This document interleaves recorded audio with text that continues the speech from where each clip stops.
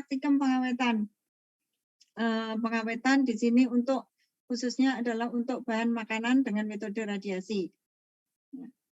Tujuannya adalah mempelajari proses pengawetan makanan dengan iradiasi gamma. Yang kedua adalah mengetahui perubahan yang terjadi pada bahan makanan.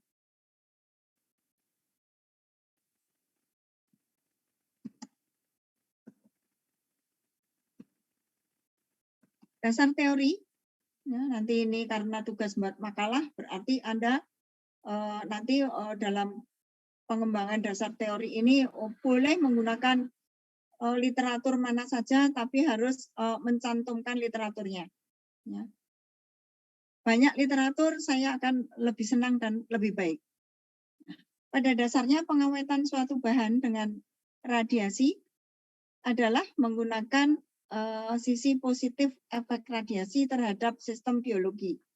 Bahan-bahan yang dapat diawetkan dengan radiasi antara lain kapas dengan cara sterilisasi, bahan makanan seperti buah-buahan untuk menunda efek pembusukan, dan bahan-bahan medis untuk sterilisasi.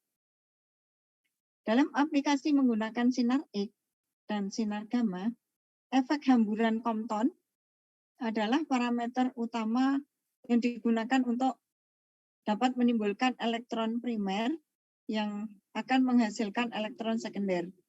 Di mana dalam aplikasinya untuk menggunakan berkas elektron, saya kira Anda sudah paham sekali karena sudah praktikum berkali-kali dengan menggunakan iradiator, ya, dan sudah mendapatkan teori tentang iradiasi ini sudah banyak sekali, sehingga saya anggap sudah mahir, ya. Sudah mahir, artinya pengetahuan Anda tentang iradiasi ini sudah banyak. Nah, ini yang diutamakan adalah proses timbulnya elektron sekunder. Elektron sekunder ini sekitar antara 4.000, ini untuk 6.000 ionisasi per awal elektron sekunder. Ini kehilangan energi pada saat berinteraksi dengan molekul bahan makanan. Sorry, ini bahan makanan molekulnya double. Pada proses radiolisis terjadi dengan produksi radikal bebas yang dapat membunuh bakteri atau mikroorganisme yang tidak diinginkan. Dosis yang diterapkan dapat bervariasi antara 0,05 sampai 50 kg, tetapi biasanya untuk bahan makanan adalah antara 3 sampai 10 kg. Dosis untuk berbagai aplikasi pengawetan ini, untuk bahan makanan ini, Anda juga sudah dapat dari Bu Maria, saya kira, tentang dosis yang digunakan untuk pengawetan apa, ini sekian, dosis untuk apa, sekian, saya kira mungkin lebih komplit dari apa yang saya sampaikan ini.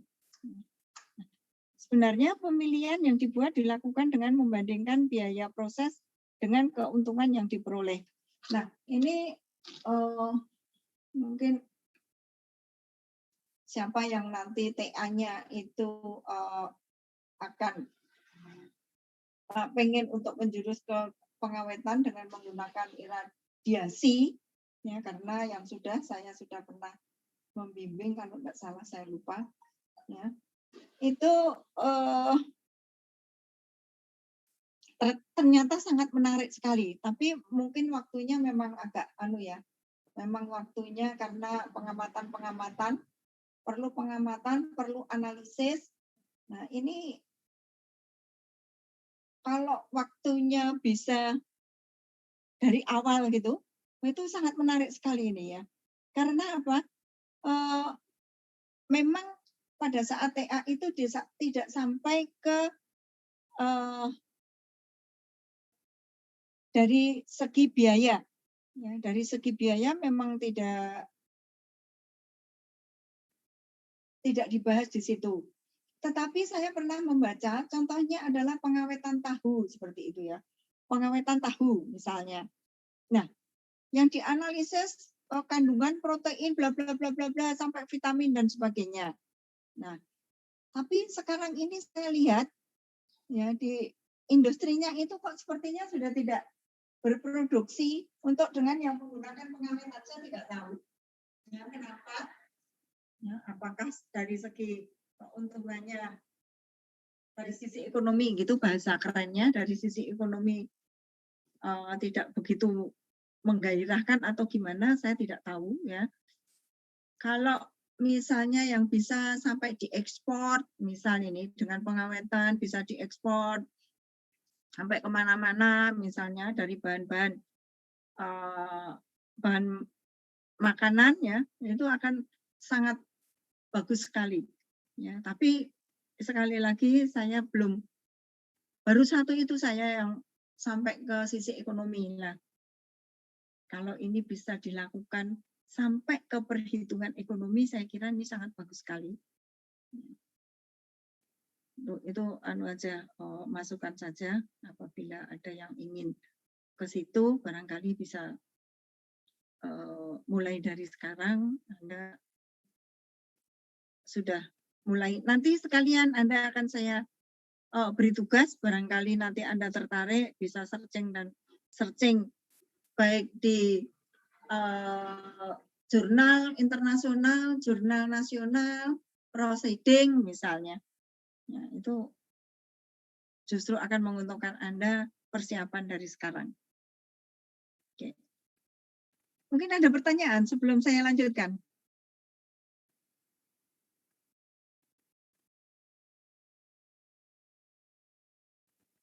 Wah, saya ditinggal tidur ya. Tinggal pergi ya. Nggak ada yang aktif sama sekali nih. Iya, Bu. Gimana, Bu? Oh, padahal harusnya ada yang ngantuk Bu Giatmi loh. Karena apa? Baru saja tadi saya 11:30 mendapatkan suntik vaksinasi. Nah, dampaknya diantaranya adalah ngantuk. Nah, ini mestinya kalau yang ngantuk mesti Bu Giatmi, tapi kok malah saya malah enggak. Buktinya saya masih bisa mengajar dengan mudah-mudahan sampai habis tidak ngantuk gitu. Malah aku ya kali kayaknya. Enggak ya, enggak ditinggal ya? Siap enggak, Bu? Oh enggak, oke. Ya. Oke. Nah juga tergantung pada jenis makanannya, sehingga kalau yang dianalisis juga bermacam-macam, tergantung dari bahan makanan yang diawetkan, sehingga tidak semuanya yang dianalisis adalah sama, itu tidak. Ya, tergantung dari bahannya mengandung kandungan apa aja, ya, apakah itu mengandung vitamin, protein, kemudian dari sisi biologi enzim-enzimnya apa misalnya. Misalnya seperti itu. Kemudian kalau vitaminnya apa aja. Nah, ini contoh yang sudah adalah seperti itu. Nah, kemudian tujuan iradiasi dan teknik iradiasi yang dipilih. Ini apakah sinar gamma, sinar X, atau berkas elektron, serta di negara proses ini dilakukan di mana. Oke. Untuk tabel yang saya sampaikan tadi, mungkin Bu Maria sudah pernah menyampaikan yang lebih datanya lebih banyak lagi dan lebih komplit lagi. Itu ada kalau di proteksi radiasi dan kalau Bu Giatmi diklat itu kursus proteksi radiasi, saya mendapatkan data-data ya, tabel tentang besarnya variasi dosis yang diperbolehkan adalah sekian, itu komplit sekali. Mungkin Anda juga sudah punya.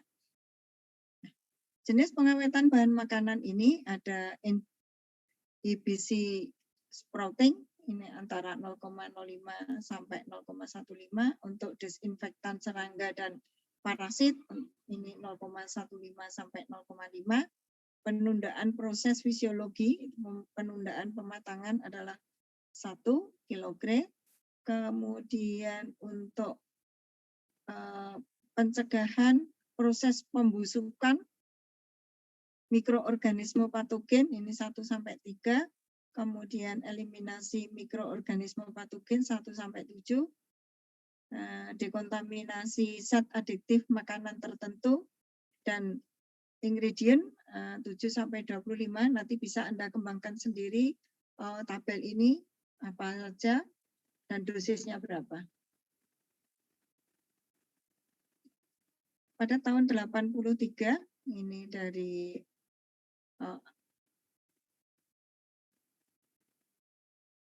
dari Worldwide Standard for Food Irradiation telah diadopsi oleh Codex Alimentaris Commission atau lembaga bersama ini FAO dan WHO. Ya. Ini sudah mempunyai ketentuan tersendiri. Standar itu didasarkan atas riset yang berkesinambungan antara kedua badan itu. Sehingga ini WHO dan FAO ini rutin mengadakan penelitian-penelitian kemudian dilakukan untuk seluruh internasional. Bahwa iradiasi terhadap bahan makanan ini sampai dengan 10 kg tidak akan memberikan efek keracunan dan bahaya nutrisi dalam makanan. Dosis yang digunakan lebih besar dari 10 kg hanya digunakan untuk bahan makanan adiktif atau ingredient. Konsekuensi dari efek gizi bahan makanan akibat proses radiolisis ini dipengaruhi oleh besarnya dosis, kemudian suhu selama treatment, dan konstituen serta mobilitas bahan makanan. Akan tetapi hal-hal yang perlu diketahui adalah yang pertama,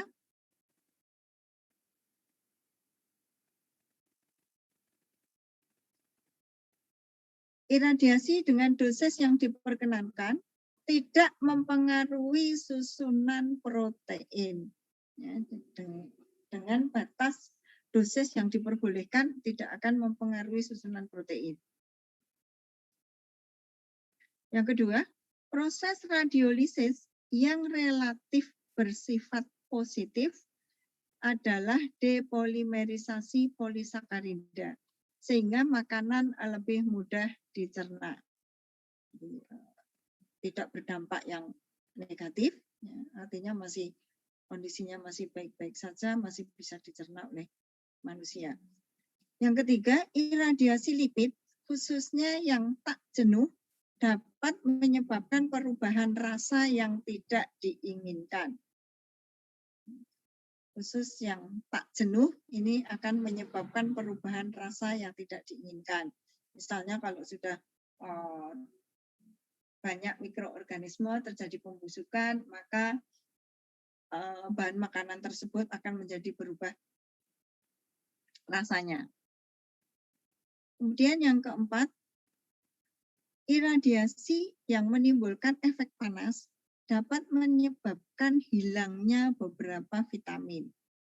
Maka tergantung dari bahan makan apa yang diiradiasi, sehingga akan diketahui yang tidak diiradiasi kandungannya apa saja, berapa besar kandungan vitaminnya, itu bisa dianalisis. Barangkali yang seharusnya dengan misalnya dengan harusnya 3 kg kok sampai dengan 10 kg atau 11 kg, barangkali mungkin ada bahan makanan yang tidak sampai sebesar itu iradiasinya sudah menimbulkan pengurangan kadar vitamin, itu juga bisa terjadi. Nah, metode deteksi makanan iradiasi dapat membantu untuk sistem pelabelan bahan makanan, untuk mengontrol perdagangan dan untuk informasi bagi konsumen. Metode-metode yang digunakan untuk deteksi bahan makanan yang diiradiasi biasanya adalah electron spin. Ini ESR, Anda sudah tahu apa itu ESR, Bu Maria juga sudah jelasin. Kemudian GSMS itu apa, Bu Maria juga sudah ngajari. Kemudian termoluminescence dan DNA. Ya, ini yang DNA ini susah sekali. Saya belajar 1 semester 6 bulan tentang DNA ini, ternyata tak pikir DNA itu mudah gitu ya.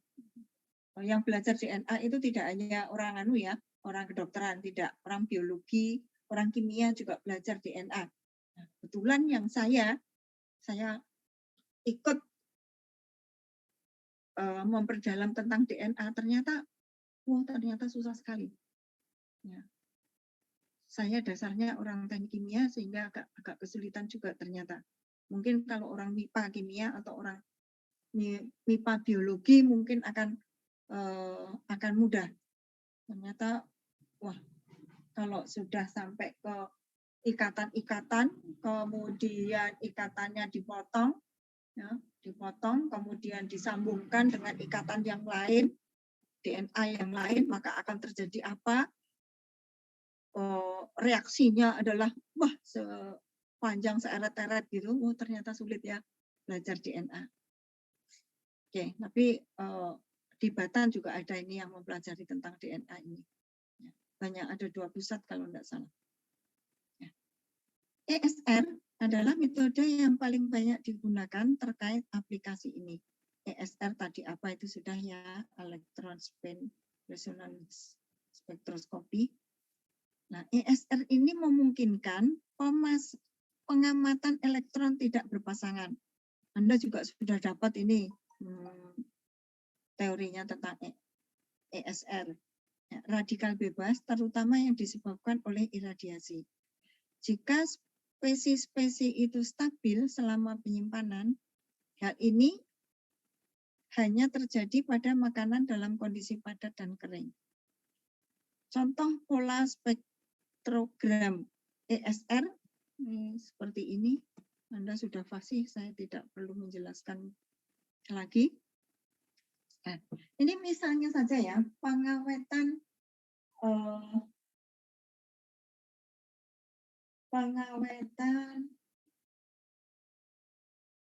cabai misalnya. Pengawetan cabai yang utuh, yang belum jadi apa itu? Kalau kayak beli di pasar itu namanya dia apa? Tahu enggak? Ini yang cewek-cewek itu mesti tahu. Kalau beli di pasar itu ada cabai yang sudah dilembutkan gitu ya. Cabai giling, Bu. Nah, sudah digiling ya. Dengan cabai yang masih utuh, ya, saya kira mesti satu perlakuannya juga berbeda. Yang kedua mungkin akan juga berbeda. Ya. Ini cabai yang saya tahu, cabai itu macam-macam jenisnya. Ya. Kemudian ada itu tadi yang dalam bentuk basah, ya, yang masih utuh gelundungan cabai-cabai itu kalau diiradiasi seperti apa.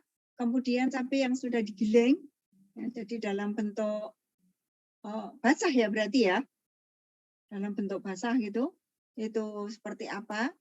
Bahkan yang sudah dikeringkan, ya, yang sudah dikeringkan artinya adalah cabai yang sudah di bahasa saya itu sudah terkena sinar matahari gitu, sudah terkena sinar matahari, kemudian kadar airnya berapa, kemudian diiradiasi, apakah akan berdampak apa tidak.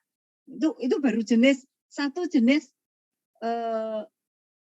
makanan atau tumbuh-tumbuhan ya. Itu baru satu jenis saja bisa dilakukan beberapa perlakuan. Dan hasilnya seperti apa mestinya adalah perlu penelitian. Oke, ada pertanyaan sampai sini? Halo? Belum ada. Belum, Bu. Oke, ini menarik ini yang pengawetan ini. Oke. Nah, hal ini perlu diingat bahwa untuk suatu sistem pengawetan makanan dengan iradiasi yang dipasarkan harus dicantumkan suatu lambang. Kalau yang resmi, ya, yang resmi, kecuali kalau yang nggak resmi masalahnya lain ya. Kalau yang resmi itu harus ada gambarnya, harus dicantumkan lambangnya, kemudian harus ada catatan-catatan yang komplit. Ya, mestinya seperti itu yang dimaksudkan agar para konsumen merasa tidak dirugikan. Mestinya, ya, mestinya misalnya kayak tadi tahu, misalnya tahu yang diiradiasi, misalnya iradiasinya pada tanggal sekian, jenis tahunya apa, diiradiasi kalau yang komplitnya oleh siapa, dimaksudnya perusahaan apa, seperti itu. Anda sudah apa itu namanya? Kerja praktek. Satunya yang kunjungan industri sudah ya? Halo? Halo? Wah, ditinggal bener aku. Studi ekskursi belum, Bu? Oh, belum ya? Bukannya di Belum. semester 4 ya? Batal karena COVID, Bu. Oh, jadi belum. Itu kalau ke perusahaan tentang iradiasi, kalau yang di Batan kan ada di Pasar Jumat dan Merah Putih ya. Saya juga belum pernah di Merah Putih. Kemudian yang perusahaan swasta kan ada juga itu. Ada alumni STTN yang bekerja di perusahaan-perusahaan yang bergerak di bidang iradiasi. Itu banyak. Nah, di situ itu kalau seandainya sampai studi ekskursi di situ itu perhatikan benar tentang tipe-tipe iradiasinya, jenis iradiasinya tipe berapa, kemudian bagaimana cara prosedurnya, dan sampai dengan pelabelannya itu perlu diperhatikan. Jadi yang angkatan Anda kira-kira mau ada nggak itu? Nggak ada ya? Nggak ada studi ekskursi? Pengennya ada, Bu. Oh, pengennya ada. Kalau pengennya ada, sekarang Anda sudah semester 6 ya? Berarti itu akademik saya nggak tahu. Mudah-mudahan aja bisa terlaksana dan bisa membawa manfaat. Ya, saya kira loh ya, itu banyak manfaatnya kalau dilakukan dengan benar-benar. Jadi tidak asal ubiang-ubiang aja. Saya kira manfaatnya banyak, apalagi di industri-industri. Mudah-mudahan nanti bisa itu. Wah, kok Bu Giat nih kok jadi kayak mengingatkan ya. Oke. Ada pertanyaan lain? Kalau tidak akan saya lanjutkan. Ada pertanyaan kah? Belum, Bu. Belum ada. Oke. Nah, pengawetan makanan ini dibagi atas beberapa hal. Yang pertama adalah radulasi. Anda juga sudah tahu apa itu radulasi. Adalah proses pasteurisasi menggunakan radiasi. Proses ini biasanya diaplikasikan untuk bahan makanan yang mempunyai kadar air tinggi dan sensitif terhadap perubahan pH. Mikroba yang dimatikan pada proses adalah jenis spoilage organism. Proses ini biasanya digunakan untuk iradiasi daging dan ikan. Untuk pengeringan bahan makanan seperti ragi dan mold dapat terurai. Dosis untuk proses iradiasi untuk radulasi ini adalah 1 kg. Yang kedua adalah radisidasi. Proses radisidasi digunakan untuk menghilangkan bakteri patogen. Proses ini hanya membunuh sel-sel vegetatif yang berarti tidak membunuh spora. Dengan demikian, ada kemungkinan sel-sel vegetatif tertentu seperti bakteri salmonella dapat bertahan terhadap radiasi. Dalam proses ini dibutuhkan refrigerator untuk menyimpan bahan makanan hasil proses. Ini dosis radiasi berkisar antara 2,5 sampai 5 kg pada tingkat tertentu untuk jenis-jenis bahan tertentu. Tergantung pada jenis makanan bila terdeteksi beberapa indikasi perubahan kimia dan fisika. Sebagai contoh, ini sayuran ini, bukan saturan.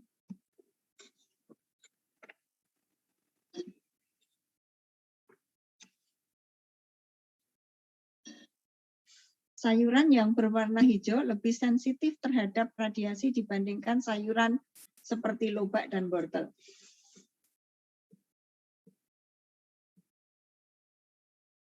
Berikutnya adalah radiversitasi, yaitu iradiasi bahan dengan dosis mencapai 30 kg.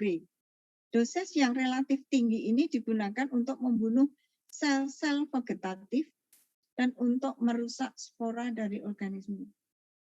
Seperti, ini bahasa biologinya, Clostridium botulinum. Tingkat dosis ini cukup baik untuk digunakan dalam proses sterilisasi secara klinis, tetapi tidak diaplikasikan untuk makanan. Berdasarkan rekomendasi dari International Consultative Group on Food Irradiation, banyak negara membatasi dosis untuk iradiasi makanan sampai dengan 10 kg untuk berbagai makanan. Iradiasi sekarang, Anda sudah canggih semua ini. Iradiasi berkas elektron. Ini di PAIR ada, di PSTA ada. Iradiasi berkas elektron menggunakan iradiasi dengan menggunakan elektron yang dipercepat dalam suatu medan listrik, sehingga kecepatannya mendekati kecepatan cahaya. Badan-badan pembuat regulasi terkait nuklir menjamin bahwa iradiasi berkas elektron ini tidak menginduksi sifat radioaktif. Elektron mempunyai tampang lintang lebih besar daripada foton, hingga daya tembusnya hanya mencapai beberapa inci di bawah lapisan bahan yang diiradiasi. Hal ini merupakan hal yang menguntungkan bila diaplikasikan untuk mengiradiasi buah-buahan atau sayuran. Di sisi lain, proses iradiasi hanya berlangsung beberapa saat atau ordernya dalam detik. Nah, mesin berkas elektron atau MBE ini diproteksi dengan sistem shielding. Nah, kalau yang di PAIR, ya, kalau pas tidak rusak, ya, artinya bisa digunakan. Ini juga digunakan untuk iradiasi, menerima iradiasi dari luar. Ya. Kalau yang di PSTA ini hanya untuk penelitian saja saya kira, ya, sehingga tidak menerima order dari luar seperti itu. Beda dengan yang di PSTA dan yang di perusahaan swasta, saya kok lupa ya namanya. Perusahaan swasta ya, yang ada yang alumni dari STTN itu banyak bekerja di sana, saya namanya lupa perusahaannya. Ya. Itu juga selain mempunyai iradiator yang tipe 2, tipe 3, juga mempunyai MBE. Anda sudah pernah masuk di MBE di PSTA ya? Pada saat masuk pertama kali di STTN, kemudian pada saat apa itu? Alatnya kayak rusak gitu, Bu. Kayak nggak dipakai, Bu.